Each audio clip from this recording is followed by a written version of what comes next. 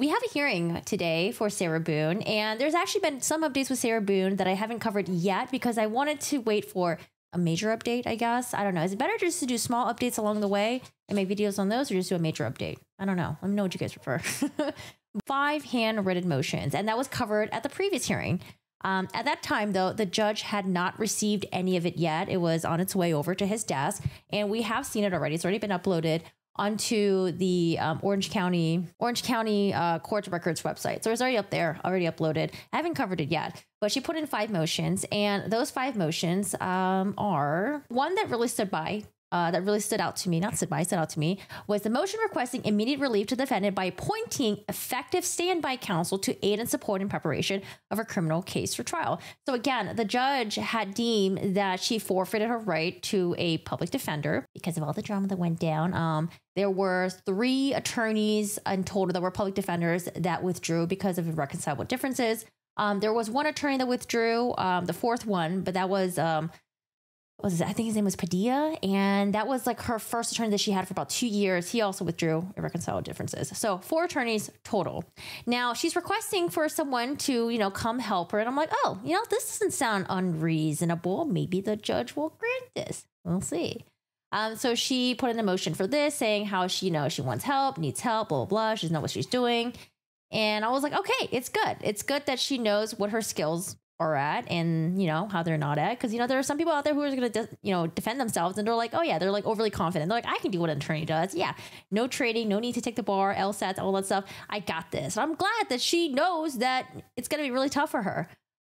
There's a lot of things that she would have to overcome. And, some of the stuff that she mentioned was her not really having, willy-nilly access to the internet, right? How she has limited access to like telephone calls. How is she going to be doing all the stuff when she can't print things, So it's a lot of stuff that it's going to be really hard for her. Some other motions that she filed, and I'm going to get to the video very shortly, was a temporary motion for a reservation of proposed costs to acquire investigator for defendant's defense in trial. That was the 2nd motion. The other motion was temporary motion for reservation of proposed costs to acquire expert witnesses for defense. But a lot of these motions that she put in, it was like, I don't know who I'm going to depose. I don't know how long I'm going to be deposing them for. I don't know how much money I need. I don't know how much time I'm going to need because she, at this point, had not received her discovery. There are 2 boxes of discovery that she was supposed to get from Patricia Cashman. And we learned from the previous hearing that, well, it's not really easy to get stuff to someone who's, an inmate. There's a process to follow with the jail. And it seems like the judge was getting all of that in order.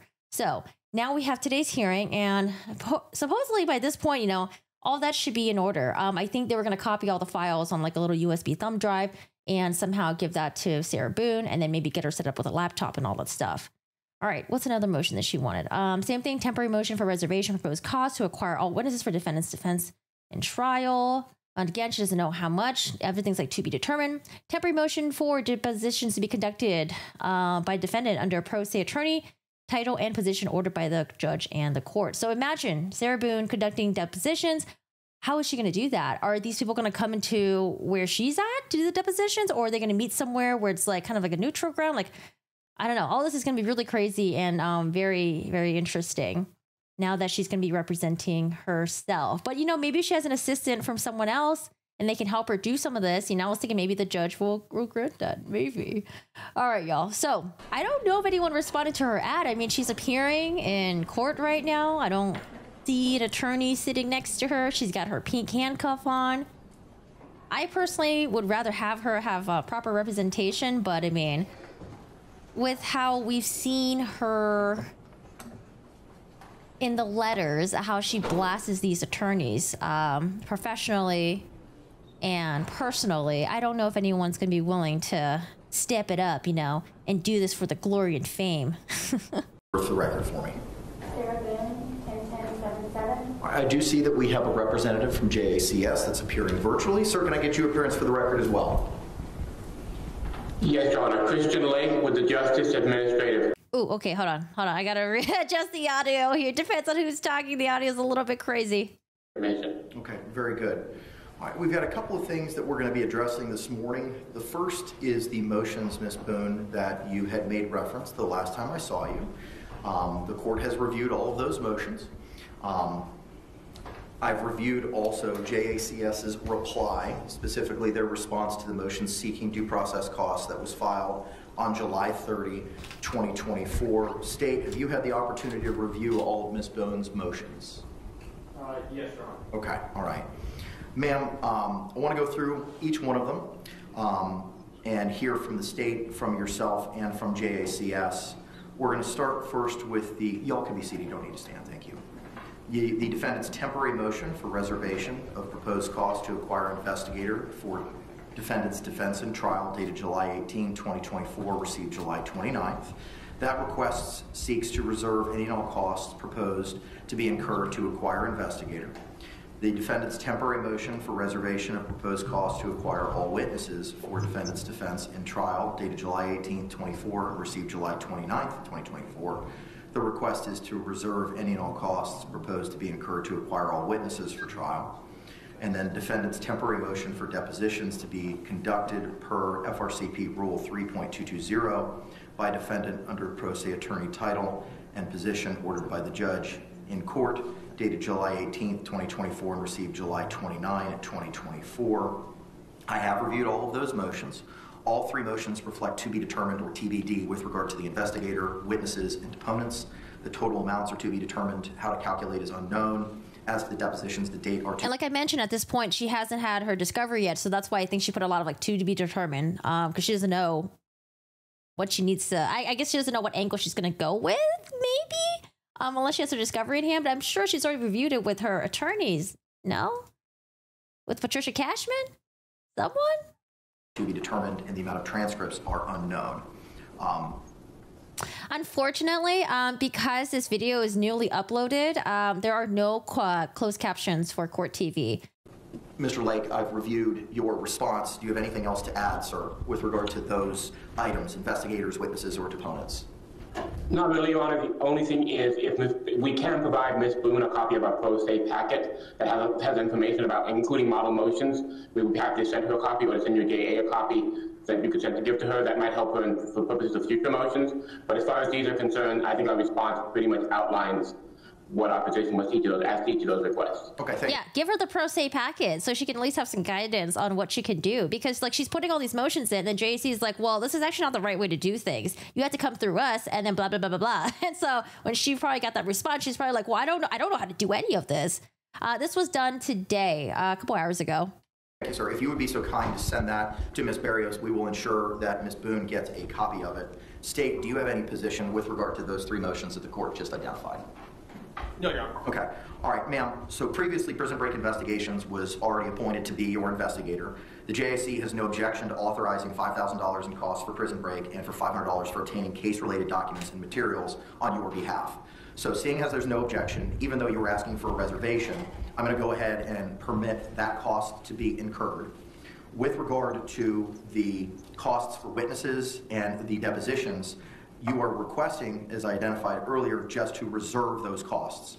And as I had said earlier, the motions do not identify who the witnesses are or what the deponents are. So I'm going to deny those motions with prejudice, but that means you can refile them and we can readdress them when you file motions in the future addressing any of those items for ensuring witnesses being subpoenaed or appearing for your defense at trial, or for any persons that you may seek to depose. Because as of right now, I don't know who it is that you're seeking to depose based on your own motions.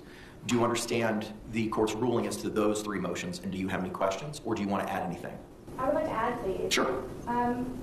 With your delegated due date of July 22nd, for all of my pretrial motions to be submitted, I have yet to receive my discovery, so I was trying to beat that deadline or at least meet it. So I don't know what I'm supposed to ask for, who I'm supposed to ask for, and again, I have yet to receive my discovery, so I don't even know who it is I need. Yeah, and that makes sense because remember, when the judge forfeited her right to have an attorney, he was like, okay, well, you forfeited your right to have an attorney. And by the way, all motions have to be filed by July 22nd.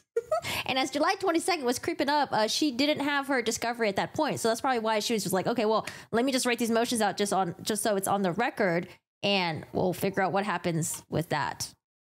So I understand for those, so you're telling me at a later date once I have that information to revise them. I'm giving you the opportunity to refile. Yes, ma'am. Thank you. With regard to the defendant's motion for reservation of proposed costs to With regard to defendant's motion for reservation of proposed cost to acquire expert witnesses for the defendant's defense in trial, dated July 18th, 2024, and received July 29th, 2024, Mr. Lake, anything else to add other than what is identified in your response?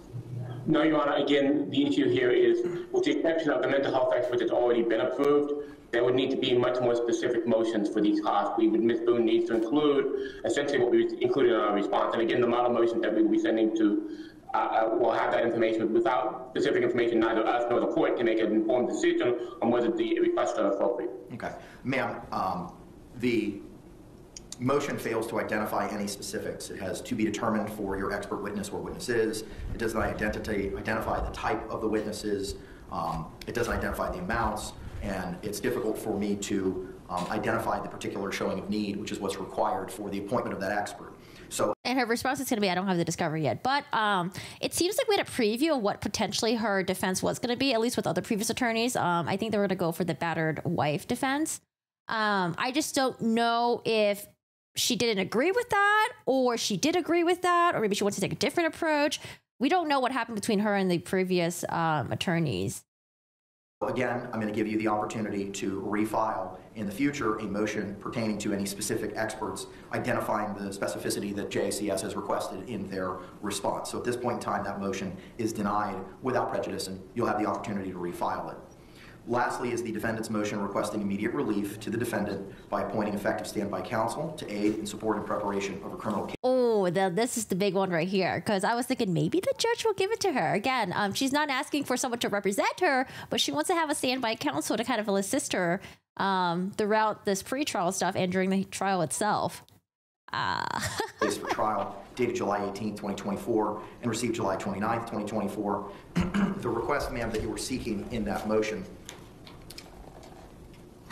is to provide immediate relief to defendant by appointing effective standby counsel to aid and support in preparation of her criminal case for trial.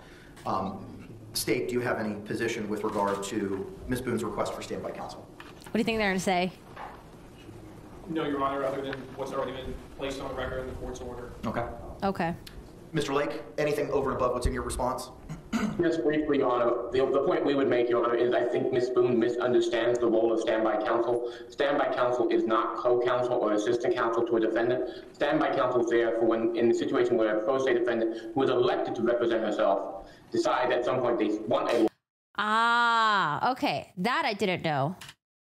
Situation where a pro se defendant who is elected to represent herself decide at some point they want a lawyer, that allows the court to put a lawyer back into play at that point in time. In other words, it's a safety mechanism so that if a defendant who is asserted to represent themselves decides at some point they do no longer want to represent themselves, the court has a lawyer already in place so that the progress is not delayed. It is not an assistant or a co-counsel. It is someone whose role is essentially not to get involved until the defendant says, I no longer want to represent myself. Okay, so he said that it's someone that elected to become, to assist them, to represent themselves. As we all know, Sarah Boone does not want to represent herself. She wants to have an attorney. And, you know, she's said that she's had ineffective counsel, blah, blah, blah, complaining about all the previous attorneys who've tried to help her. Now, he's saying that, like, oh, you only get a standby counsel if you elected. So you yourself chose to represent yourself. And then you just have a standby counsel just in case, you know, I guess shit goes wrong, right? Now, in this case, you know, the judge has forfeited her right to have counsel. So that's a different scenario. That I didn't know. Ma'am, the court's had the opportunity to review the case law on this issue. There is no constitutional right to standby counsel, as decided by Paul v. State, 152 Southern 3rd, 635, at pinpoint 641 by the Florida 4th District Court of Appeal in 2014, citing to the Florida Supreme Court case in Jones v. State, 449 Southern 2nd, 253, at pinpoint 258 from 1984. As the court has determined that you have forfeited and alternatively waived by your conduct the right to court-appointed counsel, the court is not required to appoint standby counsel. And that's Brown v. State, 45 Southern 3rd, 110, at pinpoint 114 through 115, Florida 1st DCA 2010, citing to, again, Jones v. State by the Florida Supreme Court in 1984. There is no Sixth Amendment right to simultaneously proceeding pro se and with legal representation by the Florida Supreme Court in 2009 in Shepard v. State, 17 Southern 3rd, 275 and 279. For the reasons that the court identified in its 16-page order previously entered, your request for standby counsel is denied. Yikes. That's a huge blow to her. Do you have any other questions, ma'am, as to the court's rulings this morning? First off, I did not forfeit my rights. That was your judgment. And also, I feel that just a warning. I'm going to boost her up a little bit, but when the judge starts talking, it might be really loud. So I don't know. Just be aware of that. So I'm going to boost her up if that's okay. It's kind of hard to hear her. But like I said, when the judge starts talking, he's going to be a little bit loud. So give me a second. first off, I did not forfeit my rights. That was your judgment. And also, I feel that I should have had some type of evidentiary hearing prior to your decision, so I could have better explained myself and you could have had a better understanding. So by you denying my standby counsel, which thank you to him for explaining to me what specifically it is, I don't want to be pro se any longer, so I didn't want to be pro se in the first place. And again, you, in my opinion, unlawfully denied me or didn't even suggest an evidentiary hearing in order for me to avoid or try to go about a solution or remedy so you would understand. So I don't know if it's me either wasting your time or anybody else's time, if it's even an opportunity, or if it's just something that is denied, period. It is denied. And so she has written that in her motions. I think in her motions, right? Or at least one of the motions that like, oh, I didn't forfeit this. I didn't forfeit this. I wanted to have someone represent me, but they're just ineffective. Judge, you're the one who made this decision. Yeah, he made the decision that you forfeited your right because of how, I guess, all the issues between you and your previous public defenders. Period. With regard to an evidentiary hearing, that seems to be in the realm of a forfeited inquiry where a criminal defendant is seeking to represent themselves. And I would inquire of that person and have an evidentiary hearing as to the rights and remedies that you were forfeiting and the pros and cons of proceeding representing yourself and the benefits of being represented by counsel. Due to the Florida case law that was provided in the 16-page order, no such evidentiary hearing is required. My understanding was the hearing, the forfeited hearing, is in regards to competency as opposed to having an understanding before you take someone's right to it. Forfeited pertains to a criminal defendant seeking to represent themselves. Forfeited was not applicable to your situation, and that's identified in the case law citations that were provided in the 16-page order. Yes, I understand. It was the day of that I was explaining most of all of this, and as opposed to prior, so I would know what happened or could happen. So my understanding is one thing, and then the explanation is another. So I'm just confused and feel that I should have had an opportunity prior to all of this to explain myself and to have a better understanding. So now my belief was that the forfeited hearing was simply competency. So the evidentiary hearing I thought would be a elaboration of the information of why I wrote my letters in order for you to remove my right to counsel. That, in my opinion, I felt that it was a type of retaliation by the court because you did not understand or attempt to understand any of my letters that I wrote previously, which was for the intervention of the judge and or the court to avoid any of this with me sitting in front of you presently. Ma'am, as identified. Wow, she said court retaliation. So she, I guess, wanted an evidentiary hearing of some sort, where the judge explains to her, okay, you have forfeited your right to counsel, and then she's going to argue her side. She just feels like it kind of just happened, and she didn't have a chance to really like be heard out, I guess. In my 16-page order, I listened to every audio hearing. I specifically provided dates and times and words that were specifically said at particular hearings involving yourself and prior counsel. I also made reference in the 16-page order to statements that were made in your letters. I promised you, I've read everything in the court file. I've read every single letter, and I've listened to every single audio. That decision was not made lightly, and it took a lot of time to make that determination and that decision, which explains why it was also a 16-page order. That order stands, it remains. The court's not going to revise its findings or its determination as to your forfeiture, and alternatively a waiver by virtue of the conduct identified in that order. Yeah, that's a strong phrase right there. Court retaliation. Oof. Okay. I believe, in my opinion, the order is erroneous, and after I reviewed your 16-page order, there are quite a few incorrect entries, and some of them are based on perjury by the attorneys. And by you reading and then also listening to the audio, you did not listen to me in any way, shape, or form in order for me to explain myself better, so you have an exact understanding of the particulars of each letter for each attorney. I'm not going to revisit my prior decision. I understand. I'm just trying to make you aware that it's my opinion. And like we talked about last time, ma'am, you're certainly entitled to that opinion. Thank you. All right. My judicial assistant has been in contact with the representative from the Orange County Jail, Sergeant Donald Casey, who is on his way in order to facilitate the transfer of the USB drives from Prison Break Investigations. I do see that Mr. Lane is present. So as soon as he gets here, we'll be able to address that exchange. What we can do while we're waiting for that representative to appear is address some of the things that were identified in the notice of hearing for today, which is kind of a scheduling conference for when we might be setting up certain deadlines. As of right now, the trial is scheduled for October 7th. The trial will be extended from 2 weeks to 3 weeks. I actually wasn't, I thought she was going to put in a motion for a continuance.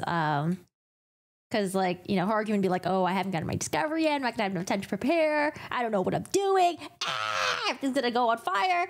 But yeah, she didn't put in a motion. She did not put in a motion for continuance. I thought she would. Maybe she'll do that next. You like the judge so far? Yeah, he seems like a no-nonsense judge, straight to the point. And then when he's explaining things to her, he's like, do you have any questions? Let me know, or anything about the process and stuff like that. So the trial will take place on October 7th, October 14th, and the third week of October 21st. October 21st is not this division's normal trial week. However, the court has obtained coverage for that week so that should this trial proceed into a third week, we will not have to scramble in order to find coverage, and that we'll be able to efficiently proceed with any evidence or testimony on that third week on October 20th. The court audio is high and low. Oh, okay. So yeah, so I've been trying to adjust the court audio up and down as I'm going because Sarah Boone's audio is very, very low in comparison to the judge and the JAC person that's on the screen. So I try to tweak it up and down, up and down. Pre-trial was scheduled for September 24th at 1:30. The court typically has its regular trial case managements on that Tuesday. Due to Ms. Boone representing herself and some of the complex issues that may be involved in this case, I'm inclined to change the date of the pre-trial so that we might be able to have our own pre-trial separate and apart from all the other cases that may be set for that same trial period. My thought would be to move it to, rather than the Tuesday the 24th, to Tuesday the 26th, separate to Ms. Boone representing herself and some of the complex issues that may be involved in this case. I'm inclined to change the date of the pretrial so that we might be able to have our own pretrial separate and apart from all the other cases that may be set for that same trial period. My thought would be to move it to, rather than the Tuesday the 24th, to Tuesday the 26th at 9 a.m. Is that a Thursday? Yes, sir. That's Thursday. That's acceptable to the state. Ms. Boone, that would give you additional opportunity to prepare for trial as well. Are you amenable to changing that date to September 26th at 9 a.m.? So an additional 2 days? Correct. You would still have that time to prepare regardless if we had the hearing on September 24 or September 26. I'm just moving it so that we don't have 50 or 60 other cases and I can focus more attention on your case specifically. Of course. Okay, all right. So pretrial will be rescheduled till September 26th at 9 a.m. One of the issues that I wanted to address was deadlines for production of the state's exhibits and the defendant's exhibits. Now, I'm mindful, Ms. Boone, that you have not reviewed some of the documents that may have been provided. I know most recently, Ms. Cashman spent 20 hours with you alone going over questionings and reviewing some of the materials. I don't know the breadth and scope of what was reviewed to you, but some of it That was the previous attorney. may have been reviewed to you based on counsel's representations. State, I want to address with you first, because Ms. Boone hasn't reviewed the discovery yet, as to what your position is with regard to assembling or finalizing an exhibit list or your exhibits for trial. Or is providing a list of the specific items that the state seeks entry of? Correct. I do want it before pretrial. So let me just kind of lay the map for what the court's thinking. The court would have the state provide a exhibit list and a witness list by X date. Ms. Boone would have the opportunity to look at that list. We would then have a hearing where all of the exhibits would be shown to and provided to Ms. Boone. They would be provided on a USB thumb drive. They could be utilized with a laptop at the jail. And then she could view all those exhibits here in open court. And then she would be afforded the opportunity to make objections in writing to any exhibits at a later time by a certain date. I guess one of the concerns would be that if the state identified specific items that we would seek entry of, depending on the course of the trial and the questioning, there may be other items that have already been disclosed in discovery that may necessitate being entered in, would potentially not be part of this original witness exhibit list. items that were in the discovery, but if that makes sense to me. That does make sense, Yeah. and I understand what you're saying. And that seems to be more of a fluid situation as to what may happen at trial, right? Sure. I don't imagine the court's intent would be for the state to just produce the exact witness lists that have already been sent in discovery and just make a notation of every item of evidence. Ooh. The idea would be to try to pare down. That's exactly the idea. Now, obviously, that wouldn't They heard y'all talking about the trench coat. They're like, here, I got you. I'll zoom in for you. I think there's a hurricane happening right now in Florida. foreclose you if something was produced in discovery and something that would not be relevant or admissible at a certain stage of the trial, but maybe later became relevant or admissible due to something that happened or something that was said. I would not foreclose the state, nor would I foreclose Ms. Boone from attempting to move that piece of evidence into evidence for the jury to consider. But it would be almost like a civil conference where you and opposing counsel would go over what your exhibits are prior to proceeding to trial. And I think that's important to do that so that Ms. Boone has the opportunity to view those in court so that's on the record as to what she's reviewed, and then give her the opportunity to provide any objections, if any, to any of those exhibits. And again, I wouldn't foreclose you if you want to use items A, B, and C, and that's all you intend on using. I don't know what you intend on using. I don't know what evidence you have. If you only want to use and only show A, B, and C, but are saving D, E, and F for later, depending on what happens, I won't foreclose you from readdressing D, E, and F. But it's just an opportunity to address what it is you think you're going to be seeking into evidence at this time. So essentially, Is this Mr. Cacciatore? There's been so much focus on Sarah Boone that I don't even know what the state looks like. That's it. so I think we could accommodate that if we could go around September the 1st for that, and then that would give her an opportunity to review that USB and lodge any objections, and then we could potentially address those objections and go from there. Okay. And that would be September 1 to have the evidence viewing, for lack of a better word, or for the list to be provided? For the list in the USB. Yeah, we're going to make this work for an October 7th trial date, Judge. I think September 1st is probably about the right time frame to have this in-court hearing to begin lodging those objections if she has any. My next question is, are you expecting the physical evidence to be brought here into court by a CSI so that she can potentially open it? Or are we just talking about digital evidence and giving her a list of the physical items? If there's physical evidence that's sought, I want her to have the opportunity to review it. And we should be looking at the top of the month for September so that we can get this done. Okay, all right. Ma'am, do you understand that what it is that I'm discussing right now, so that you have the opportunity to review the evidence that the state may be seeking into evidence in your trial? Is it my understanding that they will supply me with a USB drive and then I am to review it while in court? No, ma'am. So it's kind of a two-step process. So anything that's digital, that's not forensics or CSI or something that's tangible, will be provided to you on a USB drive. We also will have a hearing where all of the evidence, including any digital, electronic evidence, or any tangible evidence, CSI materials, will be shown to you in court, played to you in court, so you have the opportunity to review it here as well. And I believe the judge did outline how much time she will have on a laptop. I think he worked that out with the prison, I guess. I think she would have like from 8 to 5 that she'd be able to have like in physical. She'll be able to physically be able to use her laptop. So they'll give her a USB. She'll get to review it from 8 to 5. Or is it like, was it 8 to 5, 8 to 5, 9 to 5, something like that. And then what he's saying is like, oh, we'll have an in-court hearing about, if you have any objections. Was it 8 to 4? It was 8 to something. Anything else will also be given to you on a thumb drive. Sorry, I always mix up prison and jail. And I think that's why my mind was like, jailhouse. For you to review at your leisure based on the hours of 8 to 4 by the laptop at the Orange County Jail. Oh, he said it right then there. We will have Okay. a deadline after we have this evidence viewing for you to identify in writing any objections that you have to any of the evidence that's been provided by the state. So it's not a matter of any type of confidentiality? It is all done in the courtroom with everyone? It would be in the courtroom, correct? Are there going to be news cameras and photographers? That's something I need to address. I do not want, because our jury pool is going to be coming from Orange County, I have concerns about the media's presence in the evidentiary viewing. So I may have to enter an order which would prohibit media access for the purposes of that hearing due to the nature of what is being produced and reviewed, so as to further prevent intimate details of the case being released prior to trying the case. Could be fair. Okay. I understand that, Judge.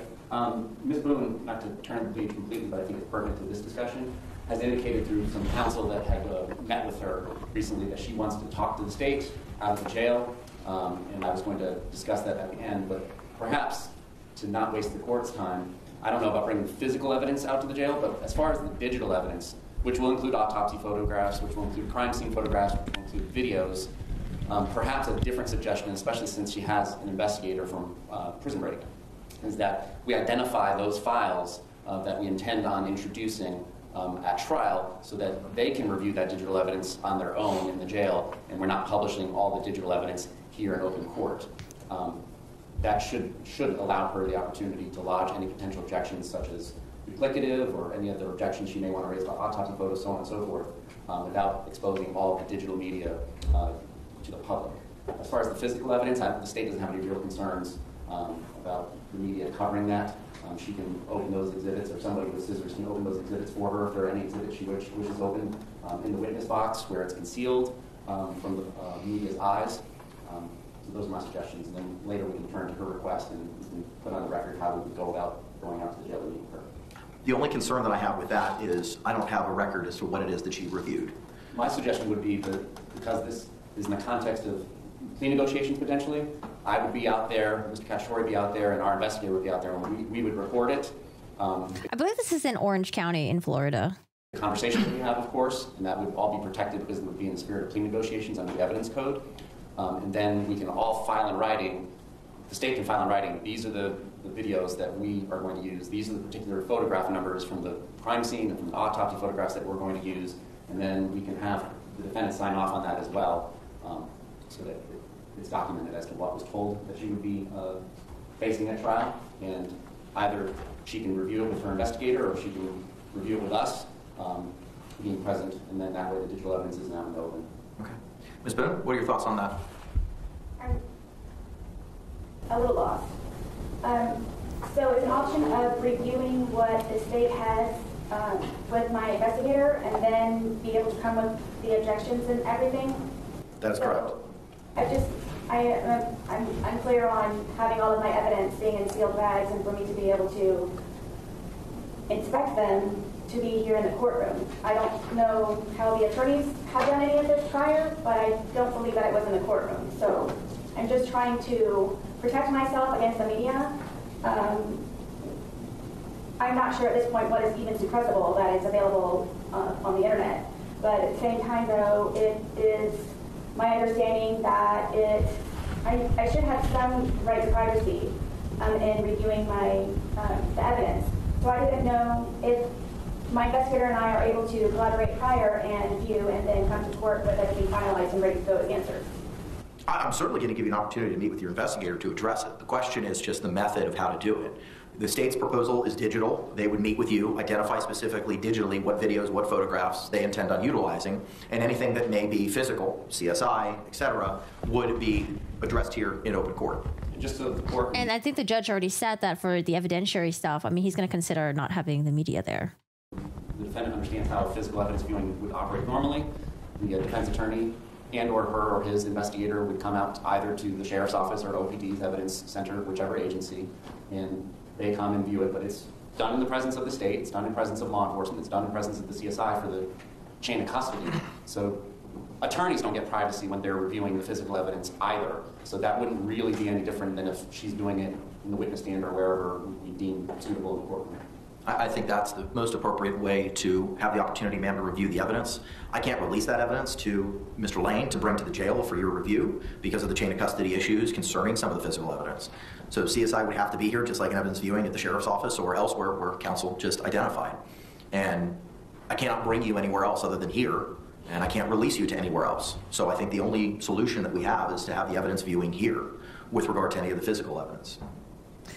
Oh, this happened back in, I think, like early 2020, right before the pandemic happened. The guy on the screen, I believe they're with JAC, which is Justice Administrative Commission. Why is it that they cannot be transported anywhere other than here? Because I cannot make a record anywhere else of what you saw or what was reviewed. The only opportunity for me to make that record is here in court. What did prior attorneys do? That was already identified by the state. I know I'm trying to keep up with everything. What was the answer, please? So an attorney who's doing an evidence view would come out to the law enforcement agency's evidence warehouse, for lack of a better term, and then in the presence of the state attorney, the CSI, and the lead detective, they look at the package, and if they deem any particular package worthy of opening and examining, they can do that. We can have the CSI bring butcher paper here so that any particular item can be opened, put on fresh butcher paper, and then changed out between exhibits so that there's no contamination. See, this is why I want her to have representation, or I prefer that. I know a lot of people are like, yay, she's going to represent herself. It's going to be a shit show. It's going to be entertaining. I'd rather have her have a representation because it's going to be a lot of this happening in court where she won't know what's going on. They're going to take time and then explain things to her. Maybe that's why the judge initially went from doing 2-week trial to being, hey, it might be 3 weeks actually, because maybe he's also including time where they're going to spend, I say wasting, but they're going to have to explain to her certain processes along the way as well. And then you can examine it. If Mr. Lane or any other representative from his organization is here, he will have the opportunity to photograph those exhibits once taken out of the packages. And that's essentially how an evidence viewing is conducted. Thank you.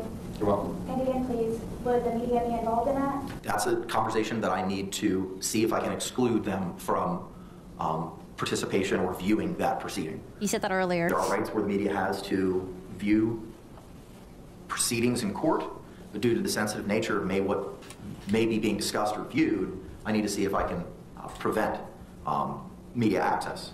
So without doing a little bit more further dive of research in that, I don't know if I can make that call at this time. Yes, I have not heard of a case where the evidentiary hearing has been televised. So if you could please look into that, because I disagree with the media being involved in that. I understand your position, and again, for the reasons that I stated earlier, I'm trying to prohibit as much as I can from dissemination to the public, especially some of the exhibits that the state may be seeking to utilize. We are going to go ahead and set the evidence hearing. The first is Sunday. September the 1st is a Sunday, and that is Labor Day. The court would be setting a hearing for Tuesday, the 3rd at 9 a.m. to have the physical examination here in court. At that time, the USB drive or the, after our viewing here in court, stays at your position to then have that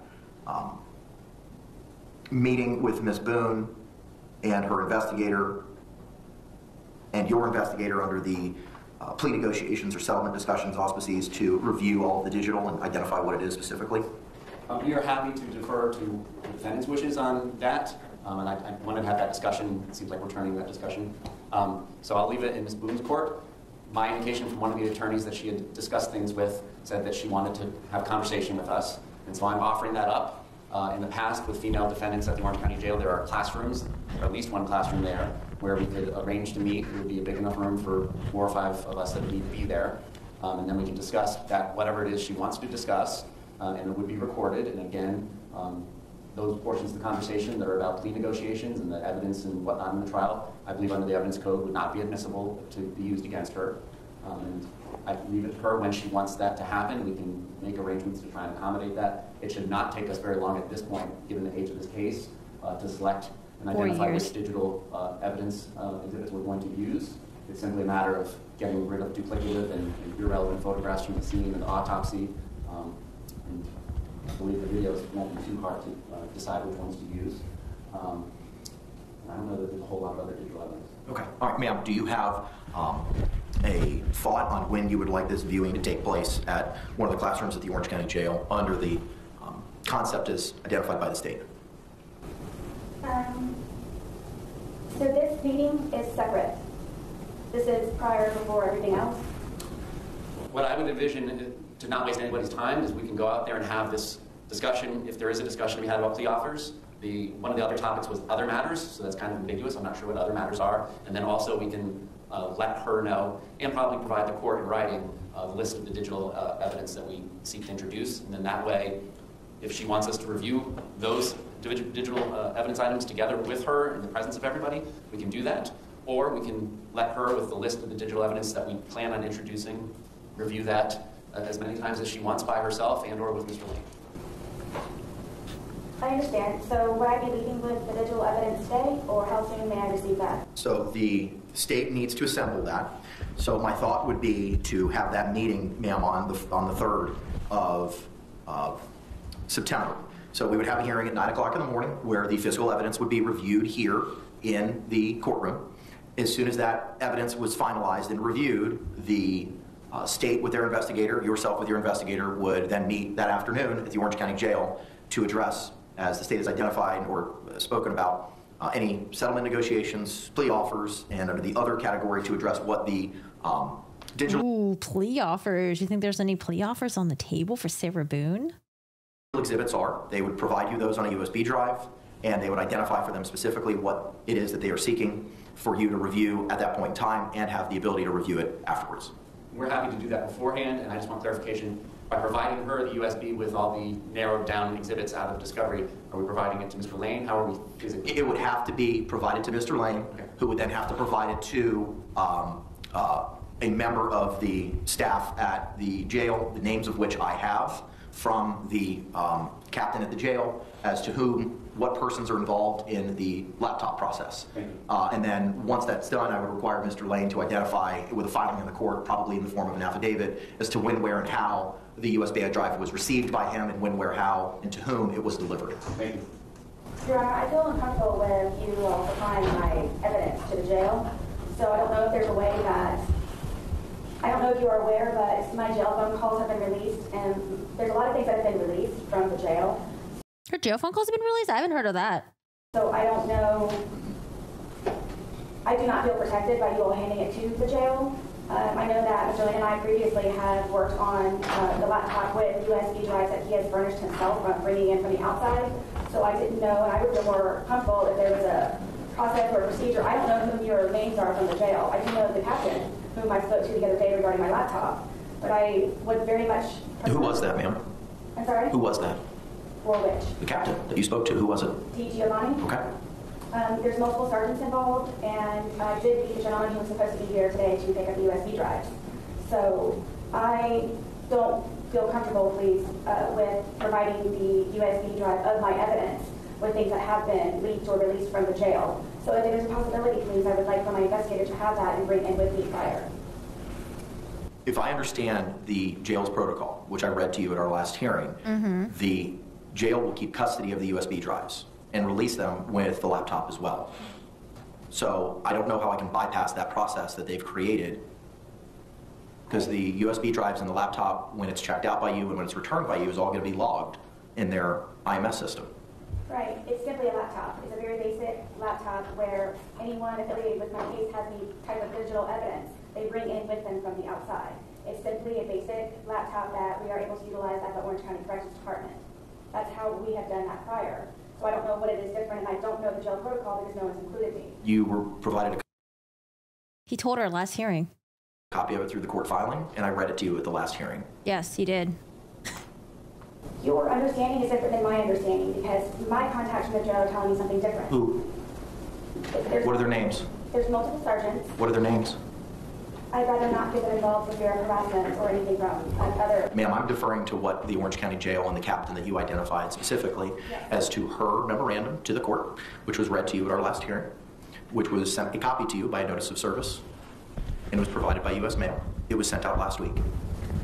I have yet to receive anything such as... Don't worry, I have a copy to give to you this morning, just in case you have not received it. Yes, the last thing I have is your order that you provided me with the implementation of your USB drive. Okay. Option. All right. So anything that you are speaking of in the meantime, I do not know, and it was served by process? It was served by U.S. mail. By U.S. mail? Mm-hmm. Yes. I actually have 3 motions, please, if I may submit them to you. In a moment. Yes, in the process of, because the address that you are, I'm guessing, sending these to is incorrect. I received your letter addressing the address issue. That's been remedied. So the appropriate legal mail address will be utilized. It was simply a clerical error, and that has been remedied. But regardless, I did read to you at our last hearing the protocol for the USB drive in the jail. The court is inclined to follow the Orange County Jail's protocol with regard to the USB drives.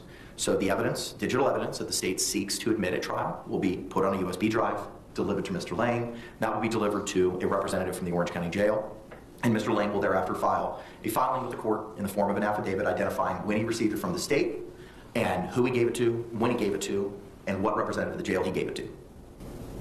So it goes from the state to Mr. Lane to the jail. For the purposes of indexing it, for the purposes of their records, under the protocol, and then it will be available for your use. So if I want to see all of my evidence digitally, I need to contact someone at the jail? No, ma'am. The evidence that were in the two bankers box that Mr. Lane digitized for you is going to be provided to the jail. That's going to be provided with the laptop to you. And that's available to you from 8 a.m. to 4 p.m. every day in the protocol that I read to you at our last hearing. Yes, and I will speak to the captain just to be aware that everyone that it is in the process, because I do not feel comfortable with any of this and I do not feel protected either by the courts or the jail system. So for right now, I don't know if it can be postponed or if it's something that I need to write another letter to. Everything takes longer in jail. So by me trying to get a hold of the captain nonetheless, is going to be a feat in itself. So I want you to know if anything that... Wait, so she wants to postpone the process of the USB going from the PI to the jail staff because she doesn't trust the jail, the courts. So she wants to... Is that what she said? In the process of trying to really in jail. So by me trying to get a hold of the captain nonetheless, is going to be a feat in itself. So I want you to know if anything that I am in the process of trying to reach out to the captain. I don't know if she'll be here today or if it'll be the contact person. So in the process, I am working on speaking to the captain because I do not feel, like I said, that I am protected in any way, shape, or form by the Orange County Corrections Department withholding my evidence in any way, shape, or form. Okay. The court's going to follow the procedure as I outlined at the last hearing. So here's what we will do. We will, on Thursday... So the judge is like, no. September the 3rd at 9 a.m. we'll have a hearing to review the physical evidence. At that time, the state will provide its exhibit list, which will be filed with the court at that time, and a copy will be given to Ms. Boone of the physical and the digital evidence they are seeking to admit. After we have the in-court examination of the physical evidence, that afternoon, there will be a meeting at the Orange County Jail between the state, its investigator, Mr. Lane, Ms. Boone. So now we're repeating again for like the third or fourth time? To review the digital evidence and provide a USB drive with that information. Okay. Caveat in that order being, unless it hasn't already been done. In case we do it ahead of September. Sure, if you want to do it before, the deadline to do it will be to September 3. But the in-court physical examination will be at September 3. So if you all want to meet in advance of that, I won't prohibit that. Just file something in the court file identifying a notice or some document so that it identifies when that meeting took place, when the evidence viewing took place. Understood. Okay, thank you very much. Ma'am, after we've had this hearing on September 3, and that being the deadline for the digital evidence and the viewing of the physical evidence, the court would then like to set a deadline for when you would provide your objections to the state's exhibits. Mindful that this will take place on September 3 and that we have pretrial set for September 26th, and if we need to have a hearing with regard to those objections, my thoughts would be to give you 2 weeks until the 17th to lodge your objections. And those would need to be provided in writing by September 17th? So that if there are objections and if we need to have a hearing on them, that hearing can be held when we have our pretrial on the 26th. That would give the state ample opportunity to prepare for any of the objections that you have. Forgive me, and thank you for your patience, everyone. So on September 3rd, I will be viewing the digital and physical evidence here in the courtroom. Correct. And then later that afternoon, I would be meeting with the state and my investigator. If they don't meet with you prior to that date. The deadline for the state's investigator, your investigator, and yourself to meet to review the digital evidence would be no later than the close of business on September 3. I've outlined for when I would like it done, but if the state wants to meet you in advance. Maybe it's really hard for her to write notes when she's handcuffed, because I feel like this is her fourth time going over this. Of that date, they can do so. Yes, please. If I may ask, please, what is your name, sir? William J. Could you spell your last name, please? J-A-Y. Don't get asked that whole time. And what is your affiliation with the state? I'm the homicide unit chief. Yes, please. And I am okay if you would like to meet prior, so less time is consumed on the day of our meeting, supposedly on the 3rd. So I assume you have availability. Should I meet with Mr. Lane to discuss his availability so we can get out there this month? Yes. Then you can do that. And like I said, Mr. J, if you could file that notice, Yes. just identifying when, that would be most appreciative. So, ma'am, understanding where we are with the viewing, what is September 17th for the deadline for your objections acceptable to you? 2 weeks. Yes, and if I may please raise the point that I have a motion here in regards to going in the process of working on it for the laptop. I do not have my discovery as of yet, and I do not have a laptop as of yet. I do not know what hiccups may be involved. There's a lot of hiccups with the jail already. So I'm trying to figure out when and where I'll be able to view anything. So there's a great restriction also that is being put on the laptop usage from 8 to 4. I'm unable to utilize my time to the full extent. So I have a motion here to receive the laptop usage from 8 to 4. I'm unable to utilize my time to the full extent. Also, I have a motion here to receive my hard copy evidence because when the laptops are in quotes, the laptops in quotes, closed for the day at 4 p.m., I can therefore pick up using the hard copy evidence. I haven't had the opportunity to review the motions that you're speaking of. Neither has the state. We'll address them today. I don't have a problem doing that. I'm just not going to do it right this second because That's right. She wants the hard copy. She argued that last time. I haven't had the opportunity to review them yet. Yes, and I'm just explaining myself in the meantime, please, so you're aware of what I have already thought of and am trying to ease the pain of everyone with me trying to figure out how to do everything and when and do it appropriately. But I just wanted you to know that by bringing that topic up, I have that to also be looked over. Okay. Please. 9/17, if that has to be changed, am I okay to do that? I'm trying to set deadlines now, ma'am. And that will give you 2 weeks to review the physical evidence. You'll be provided the digital evidence, it seems, in advance of that September 3rd deadline. And that may give you more than 2 weeks to review and lodge any objections. I don't think she's going to get hard copies, too. Correct. This is only addressing any objections to the evidence that the state seeks to Unless, the jailhouse that she's staying at, unless they change their minds on their process. admit. The digital discovery, is any of that included in that? Yes. Okay. I'm very wary to make any type of deadline. But we're setting them today. I understand. So the 3rd is a what day? Thursday? Tuesday. So the 17th would be 2 weeks later. Tuesday the 17th. And The that judge is trying really hard to be very patient now. my objection. That would be you filing your objections in writing with the court. And to the extent we would need to have a hearing on those objections, we would have them when the pretrial or trial case manager. Can someone just mail her the hard copies? Damn. The issue was that the storage is like, where are they going to keep this? They don't want to be held accountable for it. So that's why they're giving her the digital copy via USB for her to put it in her laptop. So they just don't want like the hard copy shit just laying around, I guess. Management conference is set at 9 a.m. the following Thursday, the 26th of September. I'm sorry, what is on the 26th? That's when we're having our pretrial or trial case management to address any last minute issues regarding trial. I'm telling y'all, this is a preview of how the trial is going to look like. It's going to be like this. We're going to repeat things over and over again, and then things are going to be unclear. Case management, September 26th. Forgive me. So today being August 5th, I'm supposed to expeditiously complete my case that in every way, shape, and form by September 26th in order to go to trial for October 7th. The dates are what the dates are. September 26th is the trial case management date, and October 7th is the trial date. So by me not even seeing my discovery yet 2 days, and only being restricted to a laptop from 8 to 4, and not having my hard copy evidence. You have 62 days to prepare for trial, not including today, and you're going to get your discovery today. 62 days, dude. That sounds like a lot, but 62 days? Oh, I gotta be sweating. Wow. So in over 4 years, it comes down to me representing myself in 62 days? I'm not going to answer that question. Brandon, thank you so much for being a member for 19 months. Welcome back. Happy Monday. Hello, hello. I hope you're doing well.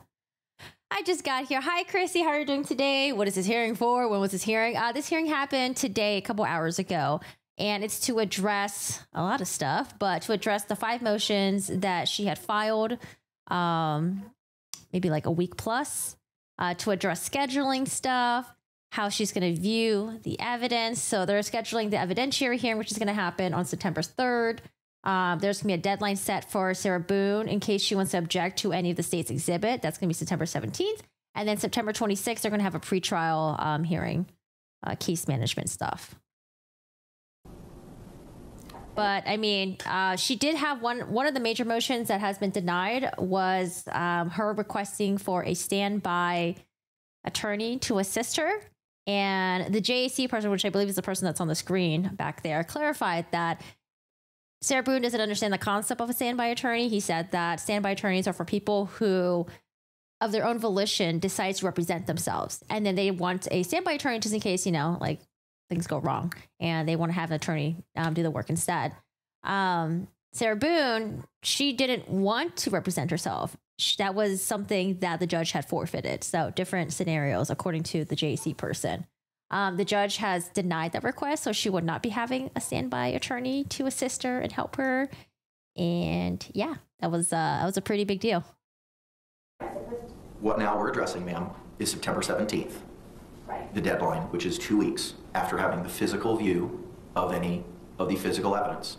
It sounds like Mr. J is going to try to meet with you. That's why I thought she was going to put in a motion for a continuance. Maybe, she has 3 motions in her hands right now. Maybe one of those motions is a motion for a continuance, because the trial's going to happen in like 2 months. Oof. Full view of any of the physical evidence. It sounds like Mr. J is going to try to meet with you pretty promptly regarding the digital evidence.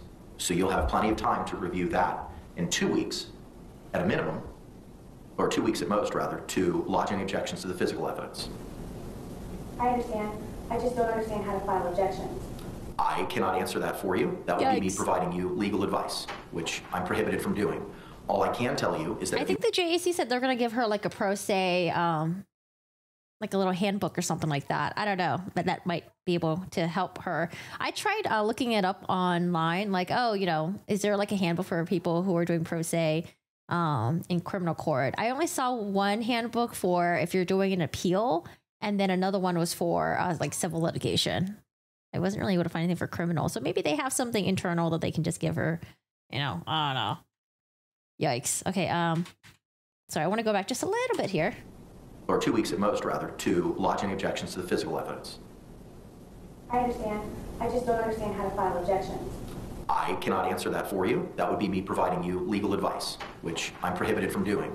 All I can tell you is that if you have objections to any of the exhibits that the state may seek to move into evidence, you will have to lodge those objections by the close of business on September 17th. And those objections will have to be in writing. If we have to have a hearing on those objections, that hearing will be held on September 26th. Okay. And if I may ask, are these being delegated, or I'm being incorporated in this in order for me to be able to say yay or nay? I don't know what that means. What do you mean delegated? Are you delegating to me as you delegated everything else in regards to taking my counsel and all of your orders? You are representing yourself for the reasons that the court identified in its 16-page order. It is your responsibility, as you are representing yourself and proceeding pro se, to comply with the court's orders and deadlines. So if you have objections to any of the exhibits that the state may be seeking to offer into evidence, be it digital or physical, based on your review of those, the deadline to submit those in writing would be on September 17th. Okay, so you're making statements, so I don't have any say in it. I've asked you what your thoughts would be as to when. You've never provided me in a disagreement with regard to that date as of yet. You've asked questions about your motions that I haven't seen yet, your desire to have hard copies, which we addressed at the last hearing, but I'll be glad to address it again today. You have yet to tell me that that date's unacceptable for you, and if so, why?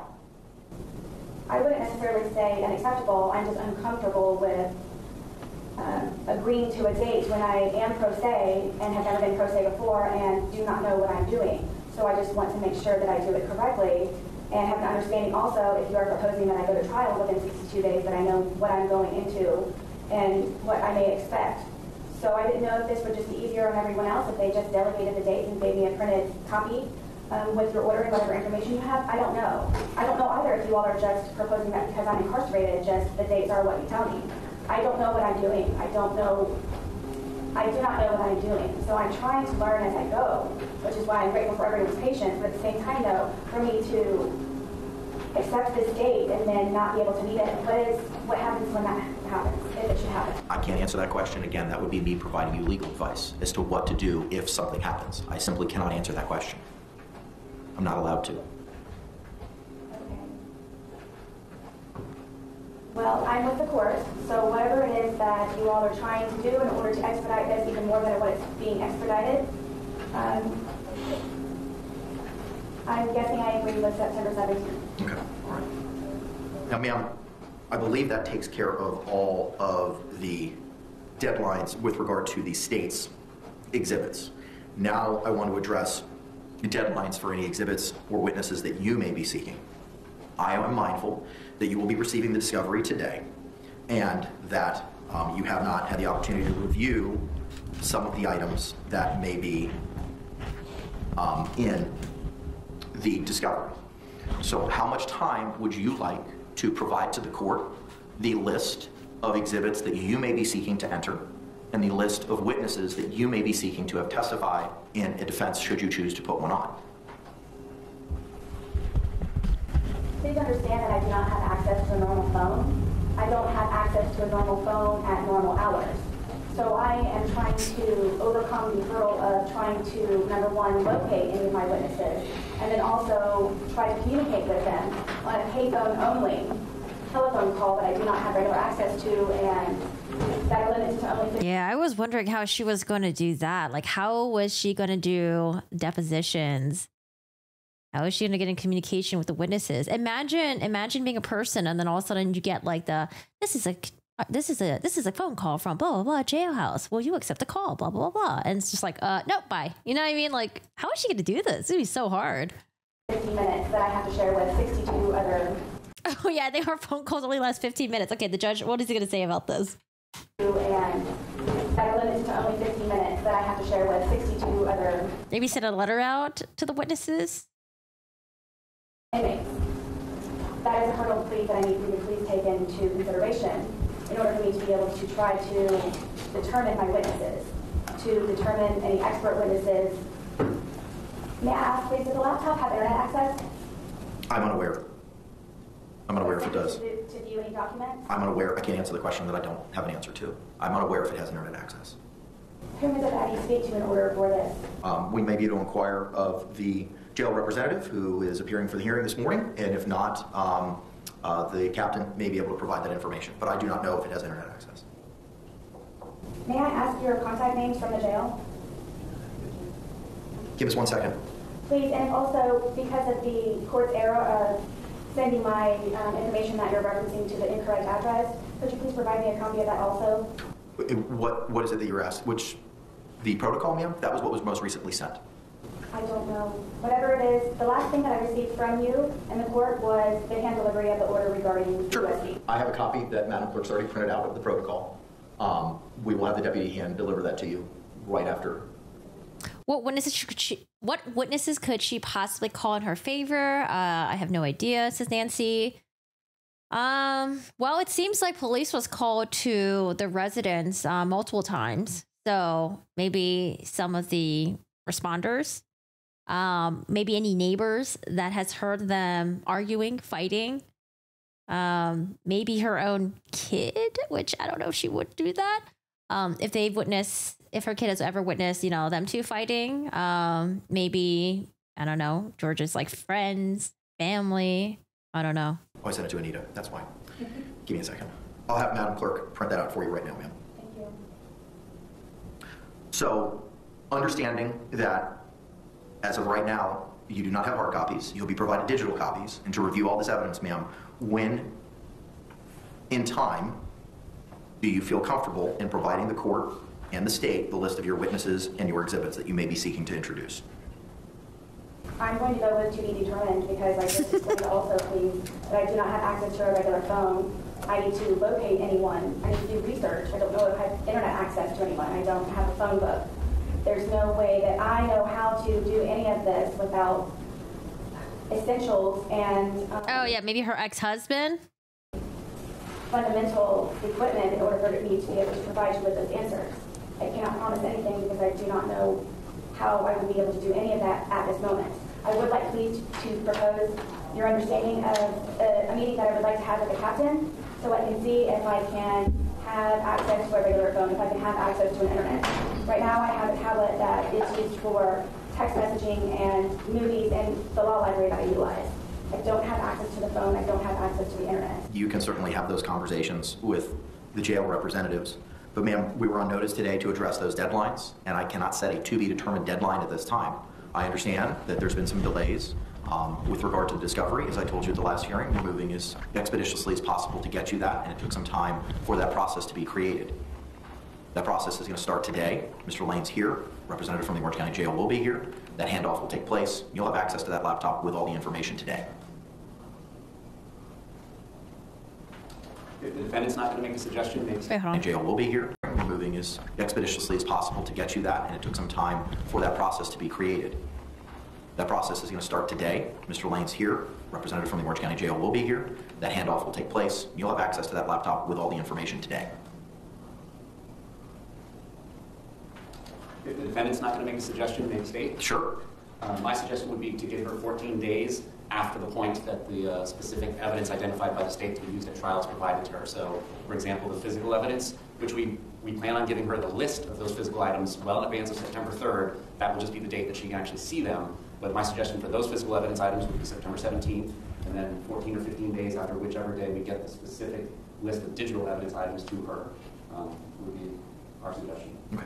Ma'am, are you amenable to that? That 14 days after you've had the opportunity to review the digital evidence, and 14 days after you've reviewed the physical evidence to provide your exhibit lists? I don't feel comfortable with any of this.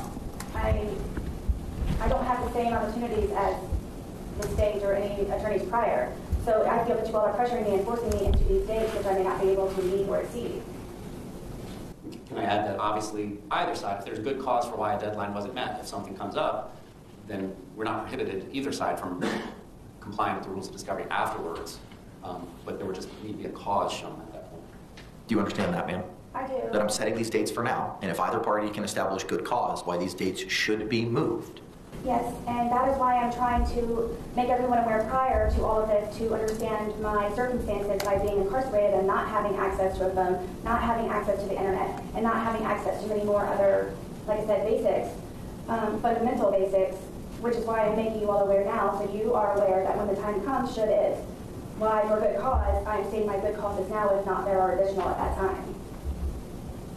Ma'am, as of right now, the court is inclined to agree with the state's suggestion that 14 days after viewing the digital evidence, which will take place no later than September 3rd, sounds like it'll take place way in advance of that, you are to provide in writing your list of exhibits that you want to attempt to move into evidence. 14 days after viewing the physical evidence on September 3rd, you are to provide in writing the list of any exhibits that may be physical that you intend to enter into evidence. Those dates can be extended for good cause that may be shown. State, would you like the opportunity to... Wait, have you guys heard of jailhouse calls? I don't think I've heard of any of her jailhouse calls before. Oh, maybe they are out there. ...review those exhibits similar to an evidence viewing that we're having with Ms. Boone reviewing state's exhibits? Would you like a similar opportunity to review any of her exhibits? If the defense has any physical evidence to place in evidence, I can make those arrangements with Ms. Boone. Okay, all right. I will set a deadline for the review of September 26th. Is the review that you're speaking of, please, for my exhibits and witness list? That is correct. Is it September 26th or 22nd? I would also propose a similar date of September 17th for any of the witness lists for the defense. And Mr. J, would you be in a position by the 1st of September to provide any witness lists for the state?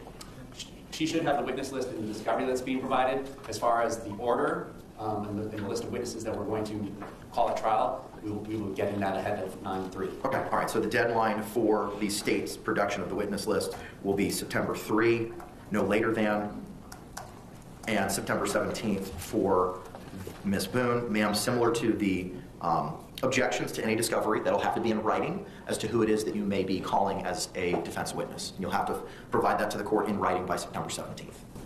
Yes, and if I may ask, please, what you're typing, is that for an order or for today's proceeding? It is for an order which you will be given a copy of. It may not be able to be hand-delivered to you, ma'am, because I'm going to have to move some stuff around based on my scratch notes here, but at a minimum it would be mailed to the your proper address due to that clerical error. That will not be an issue. Wonderful, thank you. Okay, I think that addresses all the issues with regard to production and hearings on any objections. Anything else from the state that you believe we need to address from a scheduling concept? We're good with the scheduling concepts. Thank you, Judge. Thank you. Ma'am, do you have any questions with regard to the scheduling concepts or deadlines that we've addressed this morning? Other than what I have made known to the court, I do not. Okay. Are we going to address the 3 motions that she has in her hand? Bruce, can you see if Mr. Sergeant Casey's here? He is here. Your Honor. All right, very good. Sir, could you come on up, please? Madam Clerk's going to go ahead and swear you in. If you could raise your right hand, Madam Clerk's going to go ahead and swear you in. All right, sir, good morning. Could you state your name for the record? Sergeant Donald Casey. And what's your position at the Orange County Jail? Sergeant. And what are your duties and responsibilities, sir? I'm over transportation, downtown court holding, BRC courts, medical security, and the juvenile assessment center. Okay. Are you aware of the protocol that Captain DiGiovanni created with regard to Ms. Boone's use of the laptop? I am. Okay, all right. Have you had the opportunity to review that protocol? I have. Okay. Mr. Lane, can you come on up here, please, sir? I believe she had shared custody with her ex-husband at the time. Sir, good morning. Could you raise your right hand? Madam Clerk's going to swear you in. I haven't seen any of the family court stuff. All right, sir, good morning. Could you state your name for the record for me? Willie Lane. And what's your affiliation with Prison Break Investigations? I'm the owner and chief investigator. All right, sir, last time I saw you, I had tasked you with digitizing 2 banker's boxes of information, and you said that you would endeavor to accomplish that task by today, understanding that you were out of town for your son's wedding. I hope you had a great time. Were you able to fulfill that task, sir? Yes, sir. Okay. How many jump drives or drives do you have? Of the digitized information, there's one of those.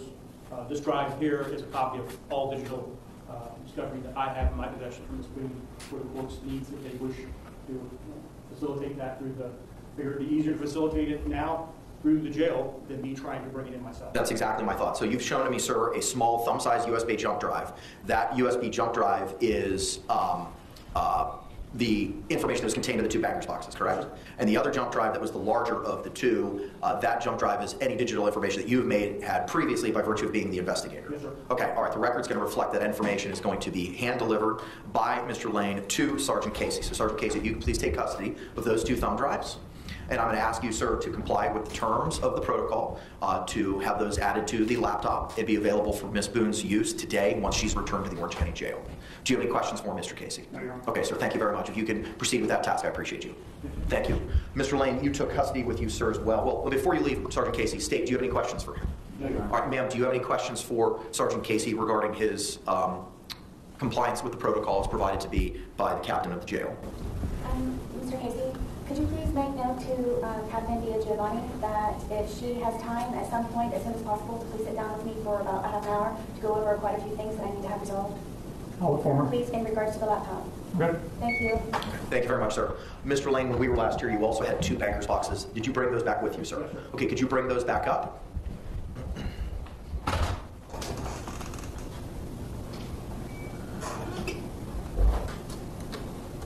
Oh my God, there's a fucking bug here. I do see it looks like the original exhibit tags are still on the top of those. Mr. Lane, did you complete and copy everything that was in both of those boxes? Yes, sir. Okay, I'm going to have Madam Clerk take possession of what was pre-marked as A and B for the purposes of the June 28th hearing, and we'll hold those into evidence. Do you have any questions, Mr. J, for the investigator with regard to his task? No, Your Honor. Thank you. All right, ma'am, do you have any questions with regard to your investigator regarding his completion of the digitization process?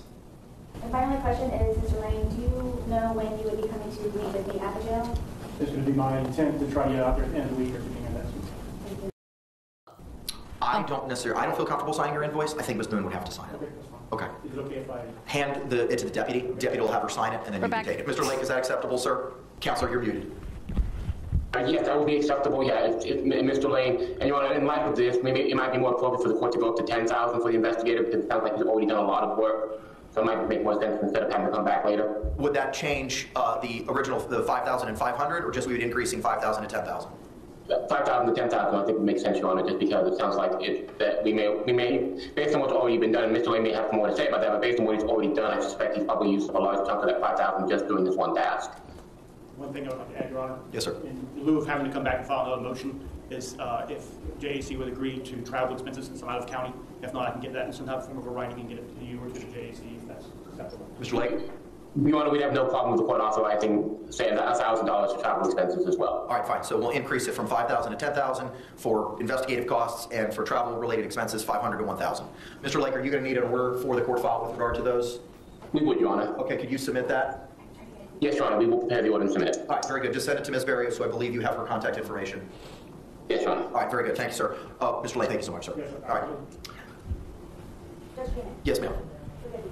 What is the same thing? That's Christian Lake. He is an attorney associated with the JAC, the Judicial Administrative Commission, regarding costs for indigent defendants. The big screen guy. All right, state from a scheduling perspective or the protocol, which I know I filed a notice of filing of, I'm sure you've had the opportunity to review it. Anything else we need to address from that? We're good on scheduling, Your Honor. Okay, thank you. Ma'am, anything else we need to address regarding scheduling or the protocol other than what you've already addressed this morning? Will my investigator be present at anything for and with me? I can't speak to for or anything, but based on what we discussed today, your investigator will be there for the digital review, which will take place no later than September 3rd. Okay, yes, I would like to have some kind of witness from He will be the site there. also. He will be there. Mr. J is going to be recording the conversation as he identified previously. Thank you. Now, ma'am, you made reference to some motions that you may have brought with you this morning. Yes, thank you. All right, if you could hand those to the deputy. Also, to the extent that the deputy has not already done so, I printed out a copy of the July 24th, 2024 protocol regarding your use of the laptop at the jail, and I'm going to ask the courtroom deputy to please hand deliver a copy of that to you. It was mailed to you, it was read to you at the last hearing, but now you have a physical copy of it, ma'am, to the extent one was not already provided to you. Oh, yes, I What is her defense going to be? We don't know yet. have not received this yet. Okay. And then also there was another printout that she was going to provide me with, which I believe was a memorandum for today's date. I can only go by the direction of what her previous attorneys were trying to do. It seems like they're going to go for the battered spouse defense, but I don't know if she's going to continue with that. I'm sure she is. I haven't, she being who, the captain? No, I'm not sure her name. Oh, Madam Clerk, no, the only thing she's printed out for you right now, ma'am, is that protocol. I'm going to be finalizing the order, and like I said, I may be able to finish it before we're done with the hearing, and I'll hand deliver it to you. If I cannot, it'll be mailed to you. Yes, I understand. It was regards to another document proposing the dates for today's hearing. And I guess it was some type of notice. That's what, please, that she was going to print out to give to me, so I have that. Okay. Mary? I did not receive that, nor did I receive this protocol list. As to everything that was being discussed, can you print out a copy of it first? You have this? It should be in the court file. All right, ma'am, let me take a moment to review your motions. Give me a moment here. Thank you. Does the battered woman defense imply she acknowledges committing the crime but then argues it was justified? I believe it's a sort of, it's a form of self-defense. So I think so. Ma'am, with regard to one of your motions, the motion for But defendant. it's kind of bizarre because, you know, again, he ended up inside a suitcase. It's not like he had gunshot wounds or stab wounds, you know, and it looked like she was trying to defend herself at that point, at that time. So I don't know how she's going to argue that. I mean, she can say that like, oh, we have a history of violence towards each other. I think he's actually even been in, if I remember correctly, I think he was in jail because the police were called for domestic violence and they did jail him. I know she got in trouble too, but I don't think she was ever, I don't think they ever took her to jail for that. But I don't know. It's just really weird because, you know, the jury is going to be like, well, he was in a suitcase. So. Immediate address correction. As identified earlier, there was a clerical error using the general P.O. box as opposed to legal mail. That's been remedied. No, I love Toni Collette. No, not Toni Collette. So I'm going to go ahead and grant that motion as that's already been remedied, but I don't have a problem granting your motion for the correct address for any legal mail. But she said that they were playing hide and go seek and she put him inside the suitcase. How is that hide and go seek? Hide and go seek means one person runs and they hide while the other person goes and seeks them. If I'm helping you go into a hiding spot, that's not hide and go seek. And it was only played by the two of them, you know, if you believe what she says. I think she made the hide and go seek bullshit up. Delivered motions. It is the motions for sir to review the hand-delivered motions. It is the motions for defendant's reasonable freedom and movement by allowing her to be unshackled, unhandcuffed, to function equally and comfortably while utilizing the courtroom. The second motion is the motion for defendant to lawfully receive, review, utilize the original hard copy discovery, parentheses, 2 boxes, -A, B, parentheses, submitted to the court by former attorney, parentheses, S, and parentheses, on June 28, 2024, for preparation of trial in her criminal case. Just review those, counselor, and just let me know when you're ready to address them. Your Honor, in regards to the first motion, we need to notice the Sheriff's Office, who is in charge of courtroom security, so we're not able to address that today unless they're allowed. I don't know if you were able to contact the person that's in charge of that today. Otherwise, we would need a separate day for that motion. Okay. As far as She zipped him in, that is not hiding. Yeah, I think maybe they were like, you know, just drinking, they're just fucking around, and then probably made some jokes about the suitcase, and then he like went in willingly. thinking that she wasn't going to keep him in there. I was thinking maybe that, or maybe he passed out and then she put him in there and then he woke up in the middle of the night and was like, oh, like, shit, Sarah, like, help me get out of here. I don't know. Those are the two scenarios that I was thinking that could have happened. The second motion, it's completely up to the defendant. We have no standing to say anything about it. If she wants to have her documentary discovery in hard copy form, that's between whoever and whoever, but not the state of Florida. Okay, all right, I appreciate that, sir. Ma'am, with regard to your request for discovery, the hard copy discovery, you've advised me multiple times seeking to use a laptop. I've written correspondence from you asking for a laptop. Okay. That laptop is being provided. At the last hearing, you advised that you wanted hard copies. You've also advised me that you live in the female dormitory, you have limited to no privacy, and you have nowhere to store anything. You have a small drawer to keep personal effects, and that's it. There's nowhere, is my understanding, in communications with the captain, to place this information. There's nowhere to house it. There's nowhere to store it. You do not have, by your own admission, any place to place it. Is that your understanding now? Are you asking me? No, those are just statements that I know that are in the court file that you've made. You've written letters requesting a laptop. That's been provided to you. I've never... You have written letters, ma'am, specifically asking for a laptop. Do you know what the date of that is? Without me going through all the correspondence. But when we have our hearing on the issue of the your motion for freedom of movement, well, I'll notice the sheriff, and we'll try to set that up for this week so that it can be done expeditiously. Okay. We can address that at that time. But the jail has advised me Oh, was he 5'9"? have no place to store this information, these hard copies. You've advised me you have no privacy and nowhere to place them. So I'm not saying no, but I don't know how I can facilitate this for you. When you do not have a place to store it, the jail does not have a place to store it. We have an entire property department for all of the inmates on the entire compound. I've been given permission also by sergeants. Who? Corporal Ward, Sergeant Dunn. No, I have his arrest affidavit here. Her arrest affidavit says he's 5'4" at the time, weighing 120 pounds. It could be wrong, maybe. Sergeant Jesus have the understanding that I have been forced to represent myself as pro se and have temporarily given me a property bag where I can store additional case documents at my bunk. Help me understand, please, for future reference, so I know how to approach. By my statements that I have made to you, questions were not asked in order for you to come to the conclusion that you are coming to that I did not want my hard copy. I was never formally asked by you to see if I wanted my hard copy discovery. I would believe it was the court's understanding, the judge's understanding, that it should automatically be allowed to give to me. My understanding and trying to explain to you also, so you have an understanding, is my limited... I'm sorry, I was distracted. My dog has the zoomies right now. Restricted access to the laptop is from 8 to 4. I, with 62 days left, in order to... Oh, someone has the autopsy report. I haven't seen that yet, I don't think. Myself in understanding hard copy discovery. I would believe it was the court's understanding, the judge's understanding, that it should automatically be allowed to give to me. My understanding and trying to explain to you also, so you have an understanding, is my limited restricted access to the laptop is from 8 to 4. I, with 62 days left, in order to defend myself in preparation for trial, would like to close that laptop at 4 p.m. and then pick up the discovery of hard copy in the 2 boxes that I have. I haven't spoken to the captain yet. I just now received the protocol for the laptop. I know that you had mentioned it to me the last time we met with one another. So I'm confused how everyone is confused by me coming to the court with solutions and ideas and suggestions, but are being misinterpreted and misconstrued like my letters from my attorneys, and you're coming to the wrong conclusion. I'm not coming to any conclusion. The process was created, and I'm just reciting what you've said to me in prior hearings, ma'am. That's all I'm doing. You've told me you have limited space. You've told me that you have no privacy, and that you have a small drawer for personal effects. This is the first time I've heard anything about you having a locker or some kind of bag, or property bag, that you now have access to. That wasn't addressed at our last hearing. This is the first time I'm hearing about it.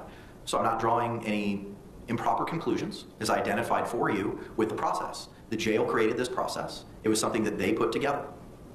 And as I told you, we worked diligently to move forward, to get with the jail, to have this done.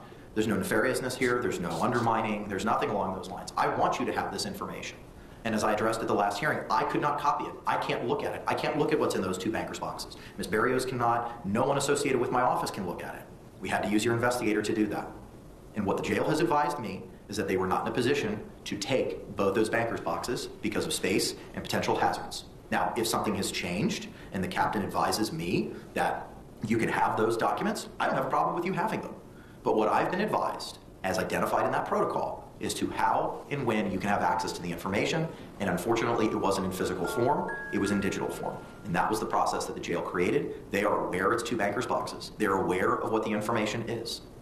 Everything has been out in the open to address your concerns and how to facilitate getting this information to you.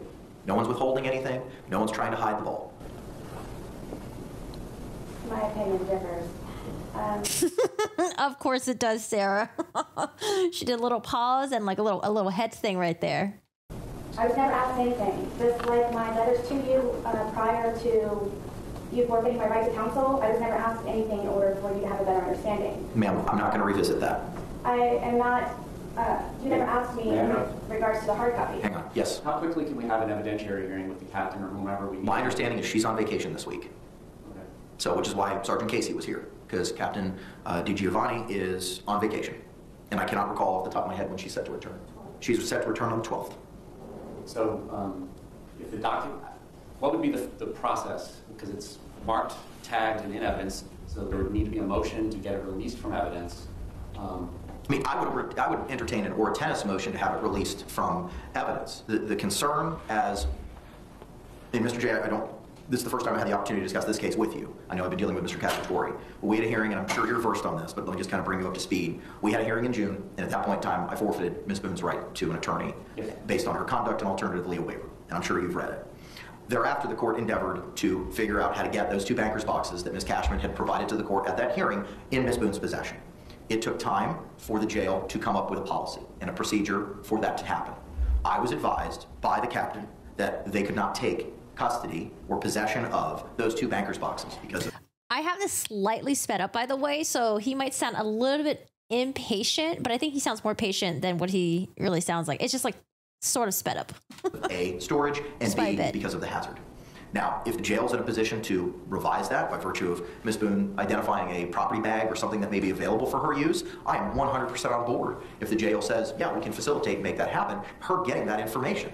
I'm just traveling with what I've been provided, and the protocol that was provided to me that's been filed in the court file was not inclusive of providing her hard copies. I understand. I'm just trying to find a solution. So Same. If she moves Oritenis to release those 2 exhibits to her investigator, then perhaps he can try and get them released to her. And if he cannot, then it sounds like on the 12th we can revisit this when the captain's back. I don't know if she returns on the 12th or that's when her vacation ends. It's a Monday, so I'm assuming she'll be back, but I don't want to make any affirmative statements on that. I don't have a problem. Mr. Lane's had this discovery. I don't have a problem with him taking custody of it again.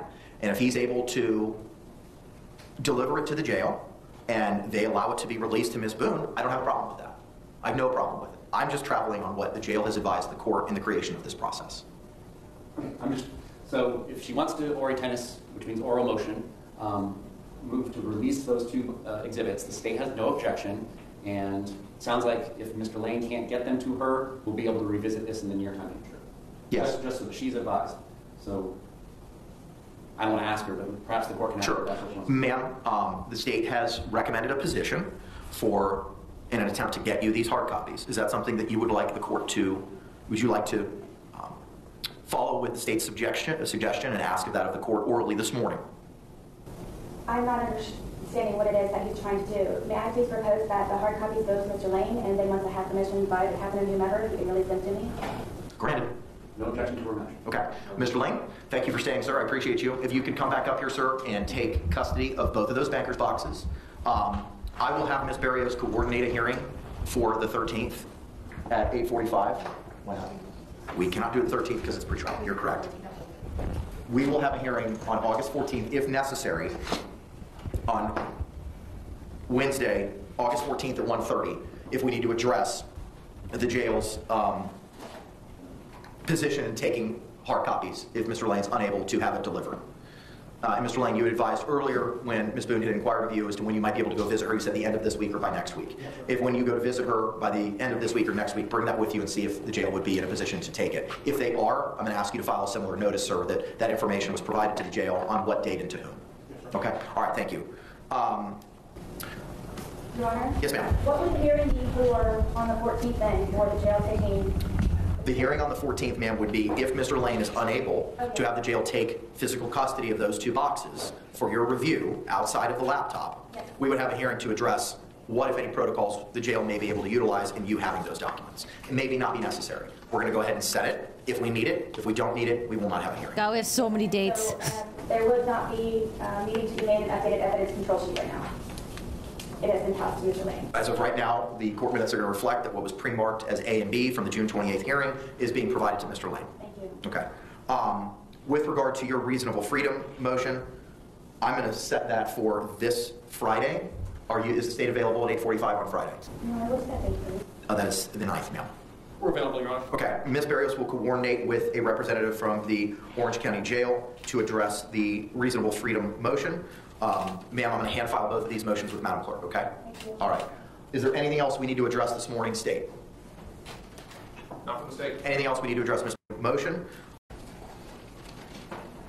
We're available, Your Honor. Okay. Ms. Barrios will coordinate with a representative from the Orange County Jail to address the reasonable freedom motion. Reasonable freedom motion. Okay, I wanted to reasonable freedom motion. Okay. Ma'am, I'm going to hand file both of these motions with Madam Clerk, okay? Thank you. All right. Is there anything else we need to address this morning, State? Not from the state. Anything else we need to address, Ms. Boone? Please bear with me, yes, please, one moment. Uh-huh. What was the conclusion for the sensitive issues of having the media incorporated in the courtroom? I need to research that matter a little bit further He already said that twice already, babe. before I can make an order that would prohibit media access. Wait, is the reasonable freedom motion, is that separate from her wanting to be able to like free roam around like with no handcuffs and stuff right now when she's like in the courtroom? Or is this a separate one? Do you know what your deadline may be or estimated? It'll be well before the 3rd. That's deadline is set for September 3rd at night. Yeah, I don't know. So for some reason, the audio is like weird, but when people refresh, they said it was fine. Try refreshing it, see if that works. That's what everyone else did earlier. I don't know if it's like a YouTube issue. We'll have that viewing. I will endeavor to get that done as quickly as possible. Ma'am, you also had asked for a list of the persons that Captain DiGiovanni had provided, the names of the persons at the jail regarding the laptop protocol is Captain Giovanni, Donald Casey, who was here this morning, Stephanie DeJesus, Sonia Robinson, Courtney Battle, and Malik Muhammad. Thank you for that. Would you be able to provide me with a hard copy? I will put that in the order that'll be mailed to you, ma'am. Wonderful, thank you. Okay. If I may, I don't know if I'm Right, I think he granted that, right? So I think this is something else. Okay. allowed to address the state directly. Yeah, you represent yourself, absolutely. How do I go about getting a copy of my phone or utilizing my phone? Is that something that can be brought to the courtroom and during the evidentiary, the physical evidence, I might be able to utilize that?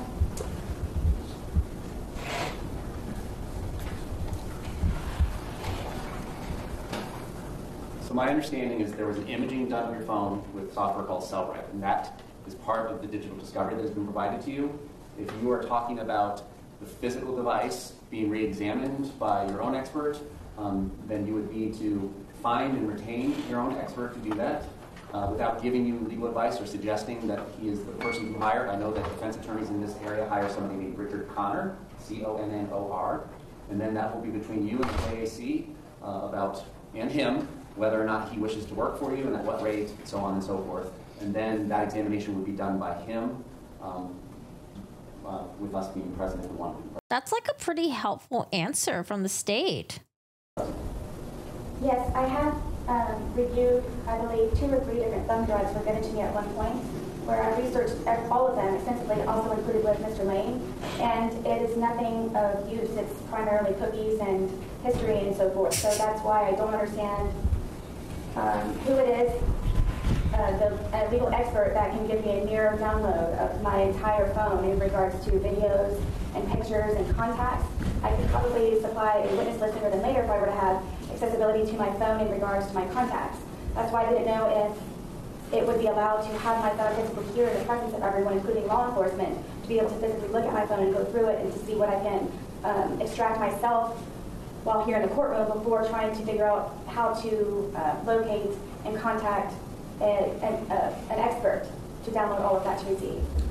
So all of that information should have been downloaded, and I'm not sure what has been provided to you, but we will be double checking that. If it's not been provided.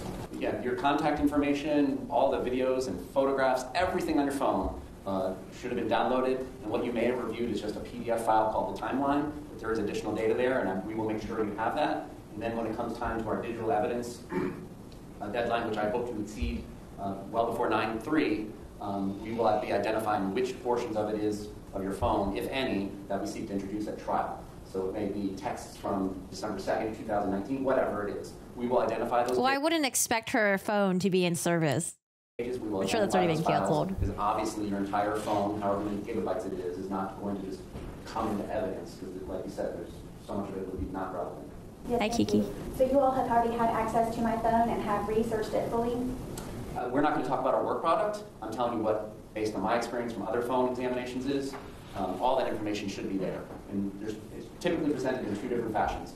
One is a large PDF, typically hundreds or thousands of pages, depending on how much you use your phone every day. And then there's a separate big digital image file that is read with what's called a UFED reader. And then that is where you can go in and look at everything. Yes, sir, thank you. I've not seen any of that. We are going to make sure that that is taken care of. And that, just as clarification from the court perspective, is that something that would have been provided in discovery to prior counsels? Yes. Okay, then ma'am, as Ms. Cashman identified, she had everything. It's already been digitized for you, and to the extent you're able to have the hard copies, it'll be provided to you. So you'll have access Should be part of the discovery, right? to all that information today when you return to the jail. Yes, thank you. None of it was gone over in any way, shape, or form with Ms. Cashman or any prior, so this would be a milestone, a big milestone for me to be able to finally do that. So now, if I don't have what I need or I'm looking for, how do I go about, I know you all can't tell me because of legal matters, but do I need to write a motion? I don't know what I need to do in order to finally get a copy mirror download of my phone. If it could be brought to you for physical, with the other physical. So again, that's going to be something that requires an expert. And then if you get a defense expert, and the JAC pays for it, then we make arrangements to meet with that expert. That expert will have the opportunity to image your entire phone just as we did, and you all can work with that image. And you're going to be, if you don't already, on those thumb drives that Mr. Lane has, if you don't already have the full extraction and not just the PDF timeline of your phone, we're going to make sure that that is provided. Okay, so that is not able to be included in the other physical evidence that you will supply? No, what I'm saying is there's two different ways that I see phone extractions. One is the PDF, which is what I think you're referring to, is the timeline of this communication, so on and so forth. And then there is the actual ginormous file that is read with a UFED program. And all that should be provided to you. Hopefully your laptop can use it. It does take some specifications on the computer to open it. In fact, we're addressing those issues at our office with our own computers. And if it doesn't work, we will cross. This is what trial's going to look like. This is what the sidebars are going to be like. Those bridges as we get there. And I've worked with Mr. Lane before. Just let him know. Mr. Lane knows how to find me. We will work this all out and get what you need. Absolutely, yes. I am grateful for your information. Just to clarify, please, during the physical evidence of me viewing that here in the courtroom, am I not able to physically open my phone and search through it? No, because it needs to be in a Faraday box where radio signals don't come and go, because anytime you turn on your phone, it changes the contents of the phone. Thank you very much. Ma'am, do you have any other questions?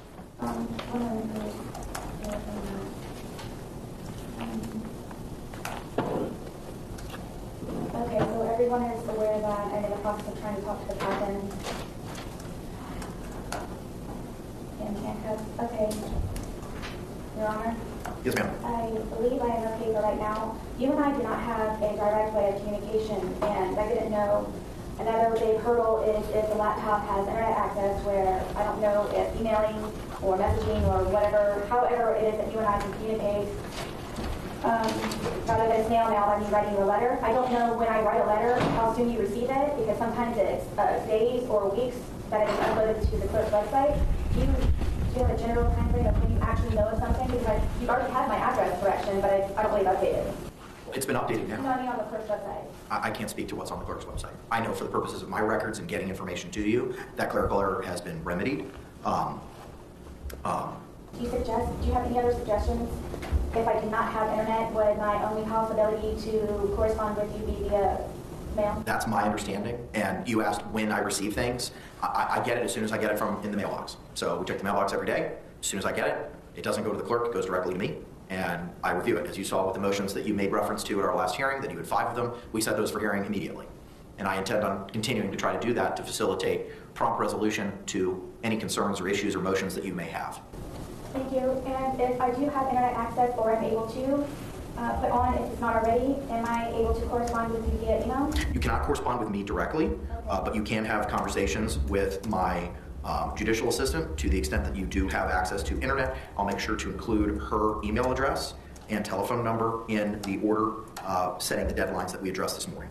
Yes, thank you. And for any, I'm not sure specifically which JA, but as soon as something is scheduled, could you all please make sure that I'm included in the certificate of service or portal or whatever it is I might be attached to in order to receive notices to be properly prepared? Notices have been sent now. To the extent that there was a clerical issue, that's been remedied, but you have been copied on everything that's been filed with the court, including the JAC's response, the notice of the hearing that was set for today, and the notice of the filing of the protocol. With that, I will see you all this coming Friday at 8:45 to address the motion regarding reasonable freedom in movement. State any. See you guys again. So I think this week is going to be pretty busy. So we're going to have another Sarah Boone hearing this Friday. There's going to be a Karen Reed hearing on Friday as well. Okay. And then I wanted to cover Alexa Treviso stuff maybe tomorrow. Anything else? No, Your Honor. All right. We'll see you all Friday. Thank you very much. Thank you very much. We'll return Ms. Boone to the custody of the Orange County Jail. Whew, that was a long Yes, ma'am. Thank one. you. That was a long one. Oh my God. How long was that? That was almost 2 hours long.